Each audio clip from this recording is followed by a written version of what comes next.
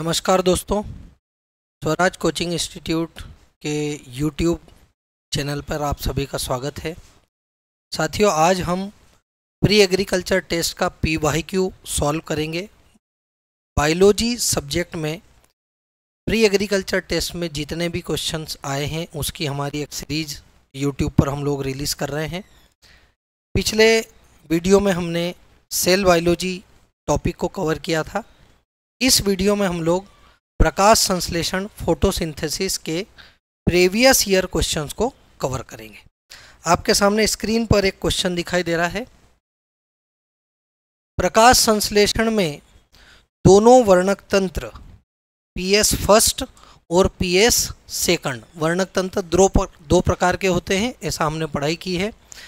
किस साइटोक्रोम द्वारा जुड़े होते हैं, मतलब आपको वर्णक तंत्र प्रथम, वर्णक तंत्र द्वितीय, pigment system first, pigment system second को जोड़ने वाले साइटोक्रोम का यहाँ नाम बताना है। अब क्वेश्चन जो है इसको समझने के लिए आपको पूरी प्रक्रिया को समझना जरूरी है। स्क्रीन पर आपके सामने में दोनों प्रकार के वर्णक तंत्र एक साथ दर्शा रहा हूँ। जैसा इधर जो आपको डायग्राम में दिखाई दे रहा है, ये वर्णक तंत्र सेकंड है, इसका नाम है PS सेकंड। इसी प्रकार से इधर जो है वर्णक तंत्र फर्स्ट है। तो वर्णक तंत्र सेकंड जो है इसका आपको रिएक्शन सेंटर यहाँ पर दिख रहा होगा, अभिक्रिया केंद्र P680। वर्णक तंत्र सेकंड इलेक्ट्रॉन ग्रहण कर रहा है P680 से। P680 को इलेक्ट्रॉन कहाँ से मिले, तो वास्तव में फोटोन आकर के, जब प्रकाश के फोटोन, लाइट के फोटोन आकर के गिरते हैं अभिक्रिया केंद्र P680 पर, तो यह इलेक्ट्रॉन मुक्त करता है और ये इलेक्ट्रॉन मुक्त करके इलेक्ट्रॉन ग्राही तक जाते हैं। वहाँ से वो PQ के पास, PQ के बाद यहाँ आप ध्यान दें साइटोक्रोम कॉम्प्लेक्स। साइटोक्रोम कॉम्प्लेक्स का मतलब है अनेक साइटोक्रोम का एक समुच्चय है, समुदाय है। उस साइटोक्रोम कॉम्प्लेक्स में को मैं आपको अगली स्लाइड में डिटेल में समझा रहा हूँ। मतलब वो अगला जो डायग्राम है, अगली जो स्लाइड है, ये साइटोक्रोम कॉम्प्लेक्स का डिटेल है, कृपया इस पर ध्यान दें। ये रहा साइटोक्रोम कॉम्प्लेक्स। साइटोक्रोम कॉम्प्लेक्स में पहले साइटोक्रोम का नाम है साइटोक्रोम B6 और उसके बाद वाले साइटोक्रोम का नाम है साइटोक्रोम F। तो साइटोक्रोम F में से इलेक्ट्रॉन गया प्लास्टोसाइनिन के पास। प्लास्टोसाइनिन ने आगे दिया मतलब किसको दिया, फोटोसिस्टम फर्स्ट को। तो फोटोसिस्टम सेकंड के साइटोक्रोम F ने अपना इलेक्ट्रॉन फोटोसिस्टम फर्स्ट को दिया। सीधी सीधी बात है, वो पूछ रहा है कौन सा साइटोक्रोम सेकंड के इलेक्ट्रॉन फर्स्ट को सप्लाई कर रहा है। तो फोटोसिस्टम सेकंड वर्णक तंत्र सेकंड से इलेक्ट्रॉन वर्णक तंत्र प्रथम को कौन प्रदान करता है, जवाब है साइटोक्रोम F। यहाँ पर स्पष्ट है, पिछली स्लाइड में आप देखें यहाँ केवल साइटोक्रोम कॉम्प्लेक्स बना है, वहाँ से PC के पास जाता है। फिर इस स्लाइड को ध्यान से देखें, यहाँ पर भी आपको PC दिखाई देगा, ये PC मतलब प्लास्टोसाइनिन। ठीक, तो अंतिम साइटोक्रोम का नाम पूछा है, इस कारण से मैं इस क्वेश्चन का जवाब दूंगा साइटोक्रोम F। इसके अलावा इस स्लाइड में आपको बहुत सारी जानकारियां दी गई है। अगर आप इस स्लाइड को ध्यान से देखें तो इस स्लाइड में ये दिया है, यहाँ पानी का अपघटन हो रहा है। पानी तीन चीज़ों में टूट रहा है, इलेक्ट्रॉन निकल रहे हैं, ऑक्सीजन निकल रही है और हाइड्रोजन निकल रहा है। तो आगे क्वेश्चन ऐसा भी आएगा कि जल का प्रकाशिक अपघटन कौन से वर्णक तंत्र में होता है, और ये अभी अभी मैंने बताया वर्णक तंत्र पिगमेंट सिस्टम सेकंड में जल का अपघटन मतलब जल टूटता है। तो जल टूटने की क्रिया में कौन से वर्णक तंत्र में संपन्न होती है, जल टूटने की क्रिया वर्णक तंत्र सेकंड में संपन्न होती है। आइए अगला क्वेश्चन पढ़ते हैं। प्रकाश श्वसन में कौन से उपापचयी रूप से सक्रिय कोशिकांग भाग लेते हैं। यहाँ उसने हमको प्रकाश श्वसन पूछा है, कंफ्यूज नहीं होना, प्रकाश संश्लेषण नहीं है, प्रकाश श्वसन है। प्रकाश श्वसन में भाग लेने वाले अंगों को समझाने के लिए मैं एक स्लाइड यहाँ प्रस्तुत कर रहा हूँ, जिसमें आपको 3 अंग एक साथ दिखाई देंगे और पूरी डिटेल में प्रकाश श्वसन की क्रिया दिखाई देगी। देखिए, प्रकाश श्वसन की क्रिया शुरू होती है जब हरित लवक, क्लोरोप्लास्ट को हम लोग हिंदी में क्या बोलते हैं बेटा, हरित लवक। ठीक है, तो हरित लवक क्या करता है, हरित लवक ऑक्सीजन के साथ क्रिया करना शुरू कर देता है। तो हरित लवक जब ऑक्सीजन के साथ क्रिया करना शुरू करता है तो प्रथम उत्पाद बनता है, और उस प्रथम उत्पाद का नाम क्या है, तो प्रथम उत्पाद का नाम है ग्लाइकोलेट। ये क्वेश्चन आता है प्रकाश श्वसन का प्रथम उत्पाद बताइए, हम बताएंगे ग्लाइकोलेट। ग्लाइकोलेट कहाँ बनता है, हम जवाब दे देंगे हरित लवक में बनता है।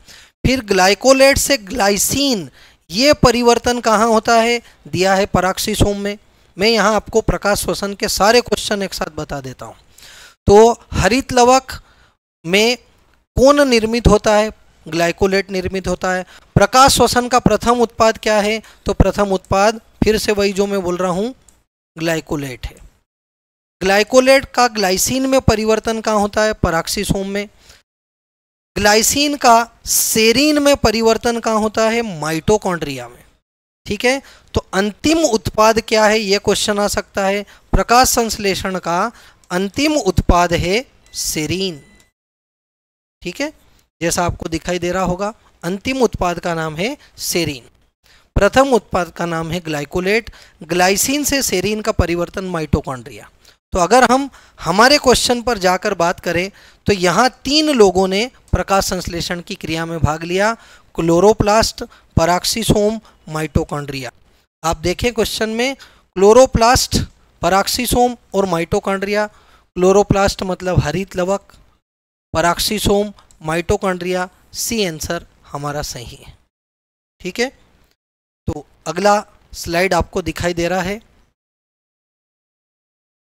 प्रकाश संश्लेषण का पहला कदम क्या है, फर्स्ट स्टेप, अंग्रेजी में ज़्यादा है, कदम की जगह चरण बोल देते तो और अच्छा होता, थोड़ी अच्छी हिंदी होती, पर ट्रांसलेशन में मिस्टेक करते ही हैं लोग। तो प्रथम चरण क्या होता है, फिर से आपको पुरानी स्लाइड से समझाना होगा। प्रकाश संश्लेषण में पहला चरण ये था, ये देखिए, प्रकाश संश्लेषण का प्रथम चरण था कि फोटोन आकर गिरे थे हरित लवक पे और उस हरित लवक ने इलेक्ट्रॉन मुक्त किया था। ये पहला चरण था, हरित लवक के केंद्र से इलेक्ट्रॉन मुक्त होकर ग्राही के पास जा रहे हैं।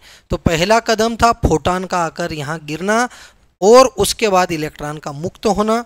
तो अगर आप अपने क्वेश्चन को देखें तो प्रथम चरण में यही लिखा है, प्रकाश के एक फोटोन से क्लोरोफिल ए का एक इलेक्ट्रॉन उत्तेजित होना। ये सी आंसर में दिया है और पिछली स्लाइड में मैंने आपको समझाया भी है। अगला क्वेश्चन स्क्रीन पर आपके सामने है, प्रकाश संश्लेषण का प्रथम उत्पाद है। प्रकाश संश्लेषण का प्रथम उत्पाद होता है पीजीए, फास्फोग्लिसरिक एसिड, और उसको मैं डिटेल में आपको इस साइकिल में समझा रहा हूँ।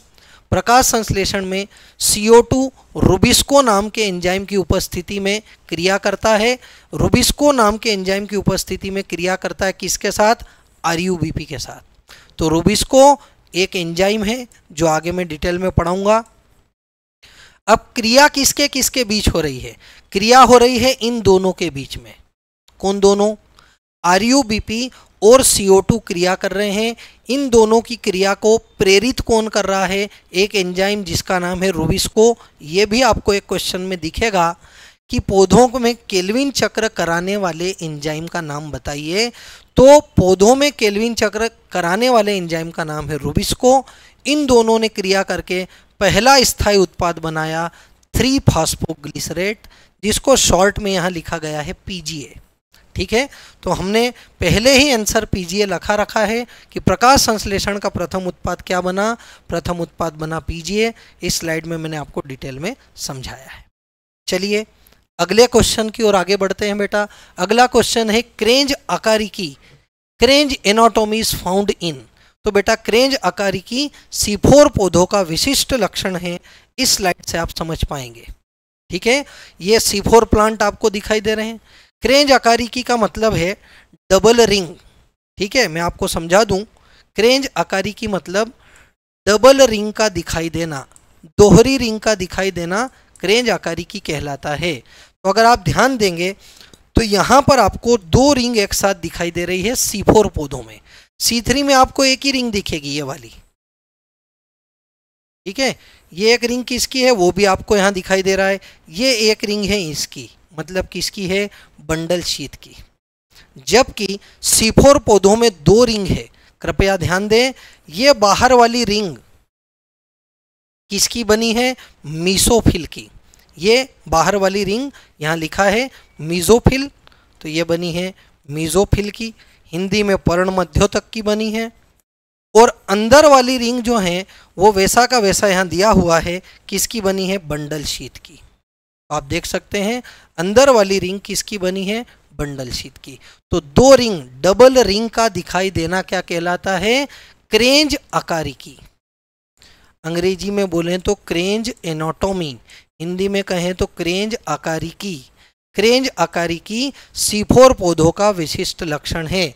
और भी क्वेश्चन आ सकते हैं, बाहर वाली रिंग किसकी होती है? तो हम कहेंगे बाहर वाली रिंग मीसोफिल की होती है। अंदर वाली रिंग किसकी होती है? तो हम कहेंगे बंडल शीथ की होती है। क्या इधर दो रिंग होती है? नहीं होती है। C3 पौधों में केवल एक ही रिंग होती है, और वो एक रिंग किसकी होती है? बंडल शीथ की। और भी क्वेश्चन बन सकते हैं, क्या बंडल शीथ रिंग दोनों में पाई जाती है? हम कहेंगे दोनों में पाई जाती है। मीसोफिल रिंग किस में पाई जाती है? C4 पौधों में पाई जाती है, C3 पौधों में नहीं पाई जाती। तो यहाँ से अनेक क्वेश्चन क्रेंज आकारिकी से बन सकते हैं। आइए अगले क्वेश्चन को कवर करते हैं। सर्वव्यापी हाइड्रोजन ग्राही है। तो बेटा सर्वव्यापी हाइड्रोजन ग्राही NAD है। वास्तव में NAD करता क्या है?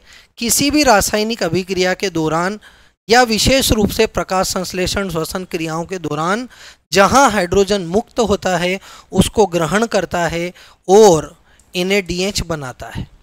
ठीक है, तो और अच्छे से कहें तो यहाँ NAD का क्या हो रहा है? अपचयन। अगर आपकी केमिस्ट्री अच्छी है तो आपको पता होगा हाइड्रोजन का जुड़ना अपचयन कहलाता है। तो NAD सर्वव्यापी हाइड्रोजन ग्राही है, हाइड्रोजन को ग्रहण करता है, अपचयित होता है, NADH बनाता है। अगर दो हाइड्रोजन ग्रहण कर लेगा तो बनाएगा NADH2। ठीक है, और आप चाहें तो पिछली स्लाइड में यहाँ कुछ आप देख भी सकते हैं कि किस प्रकार NAD जो है हाइड्रोजन दे रहा है, और पीछे की स्लाइड में जाएंगे तो NAD हाइड्रोजन लेता हुआ दिखाई देगा। अगला क्वेश्चन है स्क्रीन पर, जल के अतिरिक्त निम्न में से कौन सा कच्चा पदार्थ CO2 के लिए आवश्यक, प्रकाश संश्लेषण के लिए आवश्यक है? तो यहाँ मैं आपको अभिक्रिया बताना चाहूँगा। प्रकाश संश्लेषण की अभिक्रिया में 6 CO2 के अणु भाग लेते हैं, 12 जल के अणु भाग लेते हैं। इन दोनों को हम बोलेंगे रॉ मटेरियल, कच्चा माल, अभिकारक। तो प्रकाश संश्लेषण अभिक्रिया में अभिकारक कौन कौन है? CO2 और H2 है। और क्या जरूरत है? तो और जरूरत है सूर्य प्रकाश की। और क्या जरूरी है? हरित लवक की जरूरत है। और अच्छे से कहूं तो क्लोरोफिल आवश्यक है। तो क्लोरोफिल के अंदर प्रकाश की उपस्थिति में ये दोनों अभिकारक भाग लेते हैं, और उत्पाद क्या बनता है? आइए देखते हैं। उत्पाद इसका बनेगा ग्लूकोस C6H12O6 ग्लूकोज बनेगा। साथ में जल के 6 अणु और बनेंगे, और साथ में 6 ऑक्सीजन अणु मुक्त होंगे। तो हो सकता है अगले साल वो आपको अभिकारक देने के बजाय उत्पाद पूछ ले। ठीक है, तो उत्पाद क्या है? आप उत्पाद बता दीजिए। प्रकाश संश्लेषण अभिक्रिया के उत्पाद क्या क्या हैं? तो ग्लूकोज उत्पाद है, H2O उत्पाद है, और ऑक्सीजन उत्पाद है। स्पष्ट है कि इससे आसपास का भी क्वेश्चन अगर आता है तो हम आसानी से उसको कर सकते हैं। अगला क्वेश्चन स्लाइड पर है, PS सेकंड में क्या होता है? अभी थोड़ी देर पहले मैंने यही क्वेश्चन आपको पढ़ाया है। वर्णक तंत्र द्वितीय, PS सेकंड का मतलब होता है वर्णक तंत्र, अंग्रेजी में pigment system. Second, pigment system second क्या करता है? तो पिगमेंट सिस्टम सेकंड जो है उसमें जल का प्रकाशिक अपघटन होता है, अंग्रेजी में फोटोलिसिस ऑफ वाटर होता है।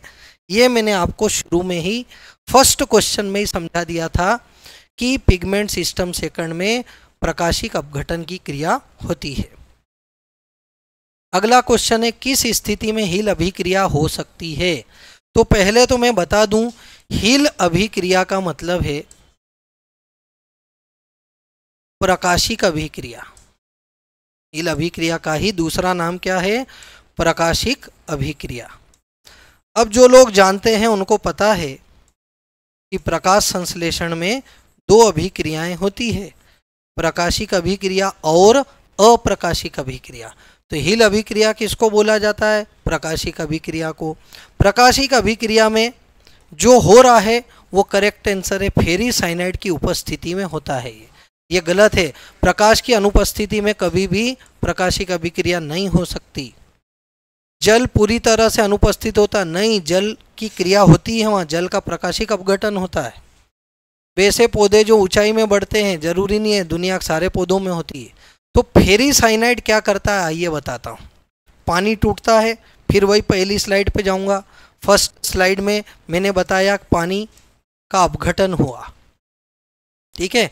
पानी टूटा, क्या बने? 4 हाइड्रोजन बना, और क्या बना? O बना, ठीक है। और क्या बना? तो एक H2O भी बना, साथ में क्या निकले? इलेक्ट्रॉन, 2 इलेक्ट्रॉन निकले। तो ये जो 2 इलेक्ट्रॉन निकले, इन 2 इलेक्ट्रॉनों को कैच करने का काम कौन करता है? फेरी साइनाइड। आप इसको समझे, पोटेशियम फेरी साइनाइड उसका नाम है। पोटेशियम फेरी साइनाइड क्या करता है? इलेक्ट्रॉन ग्राही, ठीक है। ये जो इलेक्ट्रॉन मुक्त होते हैं इनको पकड़ने का काम कौन करता है? पोटेशियम फेरी साइनाइड, ठीक। तो पोटेशियम फेरी साइनाइड की उपस्थिति में हील अभिक्रिया हो सकती है। अगर पोटेशियम फेरी साइनाइड की कमी हो जाएगी, हील अभिक्रिया बंद हो जाएगी। अगला क्वेश्चन है, जल के प्रकाश अपघटन के दौरान प्रकाश संश्लेषण की प्रकाश अभिक्रिया में ऑक्सीजन प्राप्त होता है। इस अभिक्रिया में निहित होने वाले तत्वों के नाम बताइए। तो बेटा इसके लिए आपको थोड़ी सी अच्छे से स्टडी करना पड़ेगी। 2 लोग प्रकाश अपघटन से संबंधित हैं। जल का प्रकाशिक अपघटन कराने में 2 सूक्ष्म पोषक तत्वों का रोल है, और वो 2 सूक्ष्म पोषक तत्व कौन कौन से हैं? एक तो है मैग्नीज, जिसका कि संकेत होता है Mn, कंफ्यूज नहीं होना। दूसरा है क्लोरीन, क्लोरीन जिसका कि संकेत है Cl। तो 2 तत्व ऐसे हैं जिनको हम सूक्ष्म पोषक तत्व भी कहते हैं, और ये 2 तत्व जल के प्रकाशिक अपघटन क्रिया के लिए आवश्यक हैं। तो मैग्नीज और क्लोरीन हमारा करेक्ट आंसर होगा। अगले क्वेश्चन की ओर बढ़ते हैं। पादप पोषित बैक्टीरिया, वास्तव में प्रकाश संश्लेषण करने वाले बैक्टीरिया की बात हो रही है। फोटोट्रोपिक बैक्टीरिया मतलब ऐसा जीवाणु, बैक्टीरिया का मतलब होता है जीवाणु जो प्रकाश संश्लेषण कर सकता है। तो शॉर्ट में कहूँ तो प्रकाश संश्लेषी जीवाणु, प्रकाश संश्लेषणी जीवाणु क्या करेगा? कौन से वर्णक का इस्तेमाल करता है? तो हमने चैप्टर में पढ़ा है बैक्टीरियो क्लोरोफिल उसका नाम है, और ये बैक्टीरियो क्लोरोफिल क्या है? एक वर्णक है। किस में पाया जाता है? बैक्टीरिया में पाया जाता है। कौन सा बैक्टीरिया? प्रकाश संश्लेषणी बैक्टीरिया। बैक्टीरिया मतलब अंग्रेजी में बैक्टीरिया, हिंदी में जीवाणु। आगे क्रेसुलेशियन एसिड मेटाबॉलिज्म, CAM बोलते हैं उसको। क्रेसुलेशियन अम्ल चयापचय का मतलब होता है CAM, और हमने पढ़ा है CAM पौधे जो है वो कैसे होते हैं? CAM पौधों में एक तो ये मांसलोदभिद होते हैं, मांसलोदभिद। दूसरा ये मरुस्थलीय होते हैं। मरुस्थलीय मतलब ऐसी जगह पर उगते हैं जहाँ पानी की कमी है। अब पानी की कमी है, और अगर इन्होंने दिन के समय रंध्र खोल दिए, ठीक है, तो सारा पानी उड़ जाएगा, पौधा मर जाएगा।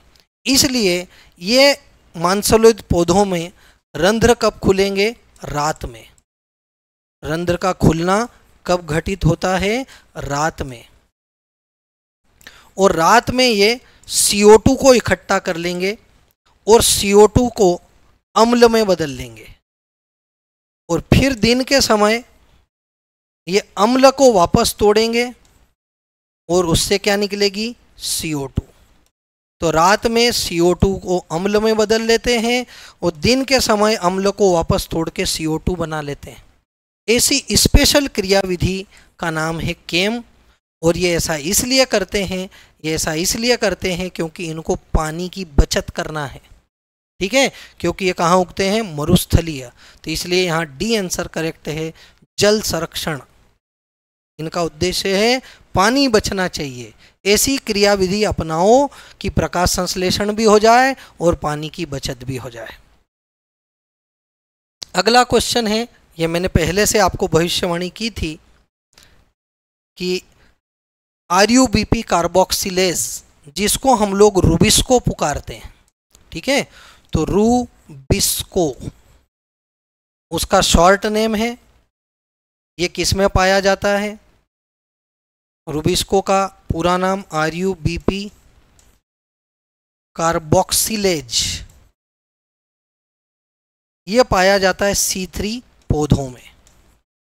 इसी प्रकार PEP केज बोलते हैं उसको, PEP केज या पूरा नाम PEP कार्बोक्सिलेज, और ये पाया जाता है C4 पौधों में। तो बस आपको दोनों पौधों का एक साथ पूछ लिया गया। तो C4 पौधों में और C3 पौधों में एंजाइम का नाम पूछा है। तो C3 पौधों में एंजाइम का नाम है RuBP कार्बोक्सिलेज, अंग्रेजी में ज़्यादा स्पष्ट है। C4 पौधों में, C3 में RuBP कार्बोक्सिलेज, C4 पौधों में PEP कार्बोक्सिलेज, इसलिए हमारा करेक्ट आंसर बी है, ठीक है। ये एंजाइम का नाम है, ये दोनों CO2 स्थिरीकारक एंजाइम है। अगर आप समझ नहीं पा रहे हो तो और स्पष्ट कर दूं, CO2 स्थिरीकरण करने वाले एंजाइम के नाम बताइए। आपको दो क्वेश्चन एक साथ पूछ लिए, वो सुने। नेक्स्ट क्वेश्चन है, केल्विन चक्र में CO2 के एक अणु को स्थिर करने के लिए यहाँ हिसाब पूछ लिया गया, कितने ATP लगे, कितने NADH2 लगे। तो मैं आपको एक स्लाइड से समझाना चाहूँगा। जैसा कि स्लाइड में दिख रहा है कि कितने CO2 खर्च हुए, इनका मतलब खर्च हुए, और आउट मतलब कितना उत्पादन हो रहा है, ठीक है। तो खर्च को यहां बताना चाहता हूं, 6 CO2 लिखा ना, 6 CO2, तो 6 CO2 के लिए 18 ATP। तो एक CO2 के लिए लगाओ हिसाब, 6 CO2 के लिए 18, तो एक CO2 के लिए 3 ATP। फिर वही 6 CO2 के लिए 12 NADPH2, तो एक CO2 के लिए 2 NADPH। तो हमारा वो आंसर जो कि एक CO2 का हिसाब पूछ रहा है, उसमें 3 ATP और 2 NADPH करेक्ट आंसर होना चाहिए। आप स्लाइड को फिर से देखिए, 3 ATP 2 NADPH, 3 ATP 2 NADPH first answer. आगे बढ़ते हैं बच्चों। प्रकाश संश्लेषण में जल का प्रकाश अपघटन कहाँ होता है? इसके लिए आपको थोड़ा हरित लवक का नॉलेज होना चाहिए, ठीक है। अपन हरित लवक की संरचना को इन शॉर्ट समझते हैं। वैसे मैंने पिछले लेक्चर में सेल बायोलॉजी वाले वीडियो में पढ़ाया है डिटेल में, है ना। तो इस प्रकाश संश्लेषक इकाई के अंदर ऐसी थैलियाँ होती है, ठीक है, ये थैलियाँ होती है। इन थैलियों को बोलते हैं थाइलेकॉइड। क्या बोलेंगे?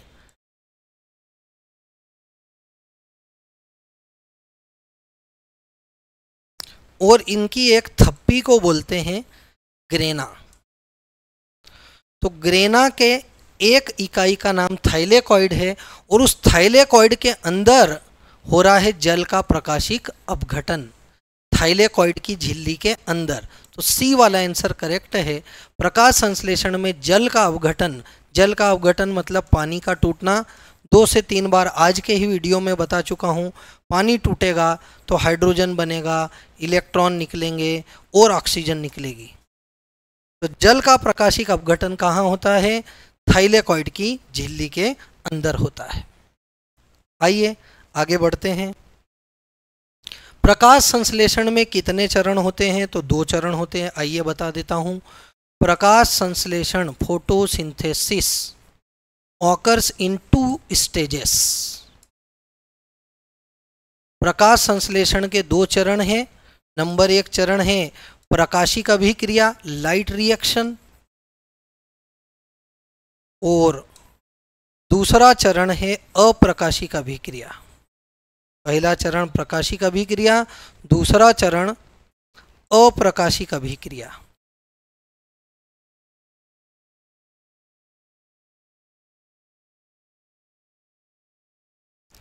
प्रकाशिक अभिक्रिया कहाँ होती है? तो अगला क्वेश्चन कवर करा रहा हूं। प्रकाशिक अभिक्रिया ग्रेना में होती है।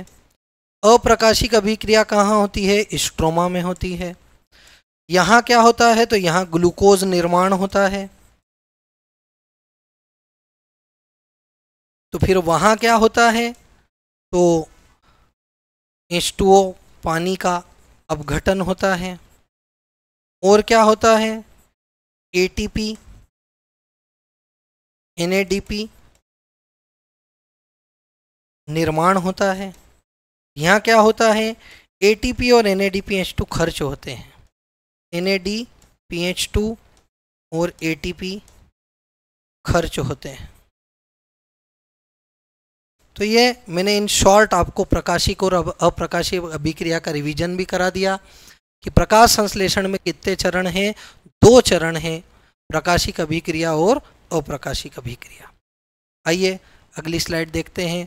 पौधों में तने का संशोधन, पौधे के निम्नलिखित में से कौन सा भाग प्रकाश संश्लेषण का मूल है? तो अंग्रेजी में ज़्यादा करेक्ट है, which of the following parts of the plant perform the basic main function of the photosynthesis. तो फोटोसिंथेसिस कहाँ होता है? हम सब जानते हैं पौधों की पत्तियों में होता है। ठीक है, बहुत सिंपल सा क्वेश्चन है। अगला क्वेश्चन है, प्रकाश संश्लेषण एक भौतिक रासायनिक प्रक्रिया है जिसमें हमने पढ़ा है प्रकाश संश्लेषण की क्रिया के दौरान सूर्य के प्रकाश से प्राप्त प्रकाशिक ऊर्जा को हम किस में बदलते हैं? रासायनिक ऊर्जा में। रासायनिक ऊर्जा में। और ये रासायनिक ऊर्जा कार्बनिक पदार्थ के रूप में संचित होती है, ऐसा हमने थ्योरी नोट्स में पढ़ा है। यह प्रकाशिक रासायनिक ऊर्जा कार्बनिक पदार्थ जिसका नाम है ग्लूकोज के रूप में संचित हो जाती है, शर्करा के रूप में संचित हो जाती है। तो प्रकाश ऊर्जा को किस में बदलते हैं? रासायनिक ऊर्जा में। प्रकाश ऊर्जा किस में बदली? रासायनिक ऊर्जा। रासायनिक ऊर्जा किस में बदली? कार्बनिक पदार्थ में। तो ये और एक सिंपल क्वेश्चन था इस चैप्टर का। तो इस प्रकार आपने देखा कि यहाँ प्रकाश संश्लेषण के कुछ अच्छे लेवल के भी क्वेश्चन दिखे, कुछ चीज़ों में मैंने आपको शॉर्ट में रिवीजन भी करवा दिया कि अगर आप भूल चुके हैं तो उस टॉपिक के उन काम की बिंदुओं को आप याद भी कर सकते हैं। इसी प्रकार के और वीडियो जो हैं इसी सीरीज में आपको मिलते रहेंगे। हम अगले वीडियो के साथ प्लांट फिजियोलॉजी के एक और चैप्टर को कवर करेंगे। आप सभी का बहुत बहुत धन्यवाद।